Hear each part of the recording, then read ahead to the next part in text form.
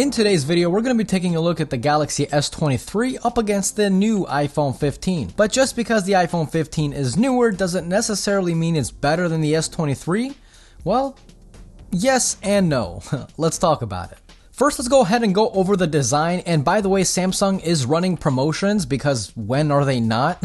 But you could save up to $615 on the Galaxy S23, so if you guys are interested, link down below. So both phones do have an aluminum chassis, with the iPhone being anodized, so fingerprints are absolutely hidden and cannot be seen, whereas on the S23 the aluminum on certain colors is completely bare, so it just doesn't look that clean. Fingerprints are going to be visible. Now this is obviously a non-issue if you use a case, but I'm team no case. I don't like cases on my phones. I always use protection plans for any phone that I get, so I like to feel the phone when I get them.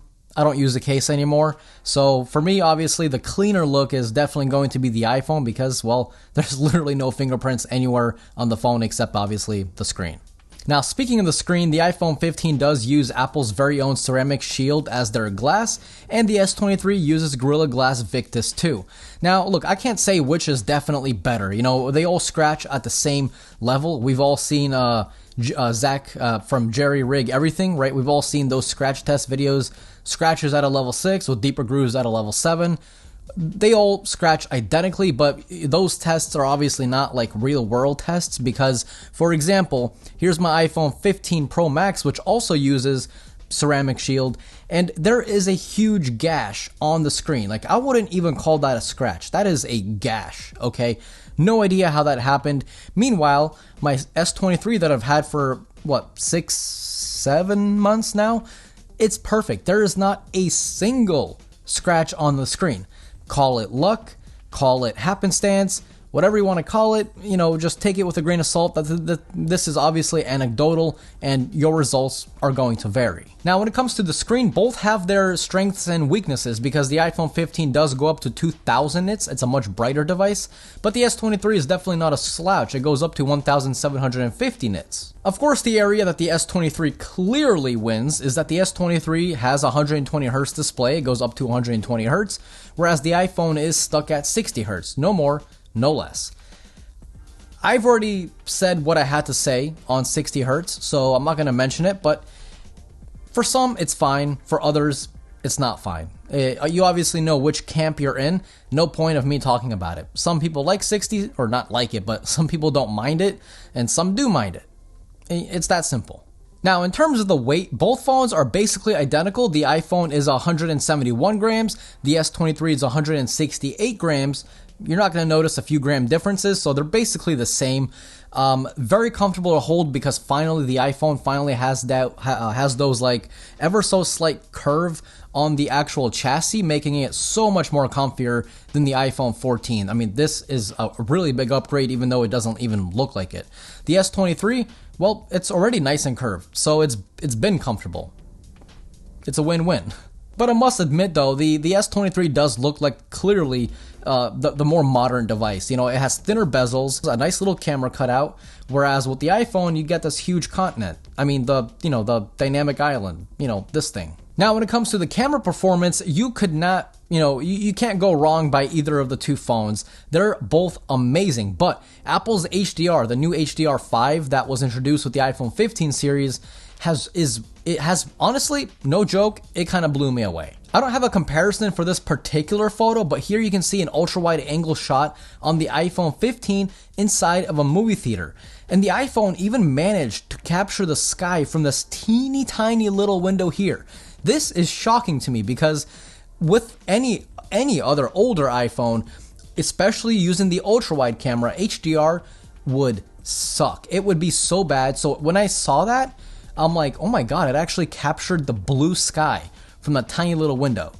So yeah, HDR5, it's been pretty impressive. If you guys want a dedicated camera comparison, let me know down in the comments, but for now, I'll just keep things simple. The main cameras on the two phones is the 48 megapixel on the iPhone and the 50 megapixel on the Galaxy S23. But now, for the first time this year, across all iPhone 15 models, the iPhones, all of them, default to 24 megapixels, whereas the S23, actually, no matter the S23 or the Plus or the Ultra, they all default to 12 megapixels. The difference is quite substantial once you zoom in. You definitely see a lot more detail on the iPhone 15. If we take a look at each phone's high-res mode, so 48 versus 50 megapixels, the iPhone is still a clear winner. Once we zoom into the deer, we can see more details on the iPhone 15 as opposed to the S23. But just because you do get more detail on the high-res modes for both phones, it doesn't mean you should always use that mode, because you compromise HDR quite a lot depending on the scenario. So for example, in this shot, both phones were in their high-res mode settings, but the S23 completely overexposed that house, but the iPhone manages to keep it properly exposed. So if you're in a tricky lighting scenario, I would just stick to default. I mean, only use high-res mode when you're not really have to battle out with the highs and the lows, or the lights and the darks of each photo. Now, the S23 definitely blows the iPhone away whenever it comes to zoom shots, because the S23 does have that dedicated zoom lens, whereas the iPhone 15 doesn't have any zoom lens. It's just wide and ultra wide. So of course, the result is a much sharper photo on the S23. The ultra wide seems to be pretty similar, but the iPhone 15 is handling HDR slightly better again if we take a look at that house. But overall, I think both photos look good. But so far, from what I noticed, the Apple's new HDR algorithm is really good. Like it's really good. But sometimes, again, this all depends on the scenario. Sometimes the shadows are just way too dark on the iPhone still. I think HDR5 is really focusing more on the highlights of the photos rather than the shadows. I don't know why Apple likes shadows like so much. Like like the shadows are so, sometimes, again, depending on the scenario, sometimes on the iPhone 15, even the Pro Max, the shadows are just black. Like there's no information there. So doing camera comparisons in today's time is really tough, because all of it just depends on the scenario and the exact time of day, the sun's setting and position, the moon. Where's the moon? No one knows. Where's Saturn? Maybe that'll affect the photo. Who knows? So what about the performance of these two little beasts? Well, they're both amazing. I mean honestly, but the 8 Gen 2 in the S23, I cannot stop raving about this chip. This has been my favorite chip, and it's definitely Qualcomm's best chip ever. It is so much better than what Qualcomm used to be back when their chips were very battery hungry and they got really hot. This phone, of course it gets hot. You know, all phones get hot during the day. Maybe you're shooting video outside. Of course this will heat up. But I did notice that my iPhone 15 does get a little bit more warmer. It doesn't overheat per se, but I can definitely feel a difference. The iPhone does get a little bit just toastier. But I can't say performance is compromised because of that extra warmth. I think no matter which phone you pick, you're gonna have a fantastic time. I mean, it's 2023. Let's just be honest. All phones are gonna be fantastic when it comes to performance. But the S23 definitely wins in one of the performance categories, which is RAM. 8 gigabytes on the S23 versus 6 gigabytes on the iPhone 15, and this is something that I definitely notice day to day. The S23 definitely keeps more apps running in the background, and even the position in which you left the app. So for example, on Twitter, if I stop at a certain spot on the S23 and then I go and open up a different app and then a different app and then a different app, if I go back to Twitter, I'm at that same exact spot where I left it.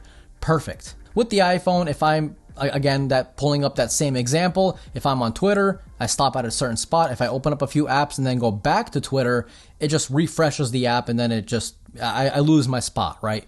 So this is something that I definitely notice day to day. So what about the battery life and the charging speeds of these two phones? Well, the battery life is quite comparable. I'm getting around 6 hours on these two phones, plus or minus a few, depending on what I'm doing that day.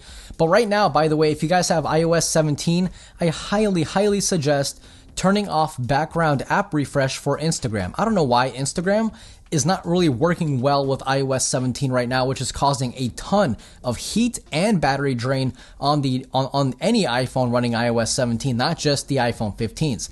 I turned off background app refresh on my iPhone 15 and my Pro Max, and I noticed my battery life going way up. So do that. But I'm super impressed with the S23 because, like I said, it's been out for 7 months and battery life has been pretty stable all throughout those 7 months with those updates that Samsung has been a champion of pushing out. I mean, every month on the dot, you do have an update for Samsung. So again, Samsung, whatever you're doing, keep that magic going forward for the S24, please. Now, when it comes to charging speeds, the S23 charges at 25 watts and the iPhone 15 charges at 20 watts. Both of these phones will get you to 50% in around 30 minutes, but if you want a full charge, this is definitely the king. It will take you on average about an hour and 5 minutes, depending on if you're using the phone, how many notifications you're getting, how often the screen's lighting up, you know, so on and so forth. But the iPhone 15 does take around an hour 30, hour 35 minutes, so the S23 is definitely a champion if battery charging speeds is like one of your things.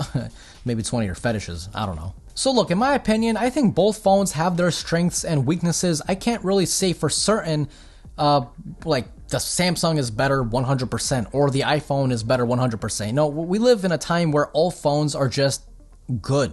It all comes down to which operating system you like best. Do you like the more openness of Android, or do you like the more proprietary features and kind of more locked down iOS? You know, that's really all it comes down to. But if I had to pick and choose, I think the more overall better phone is the S23. Because again, it just has slightly more features that I would kind of wish iPhone would have, especially since they're basically the same price. But whenever it comes down to not just photos, but photo consistency and video quality, the iPhone 15 takes the cake. So which phone do you guys think is better? Let me know down below.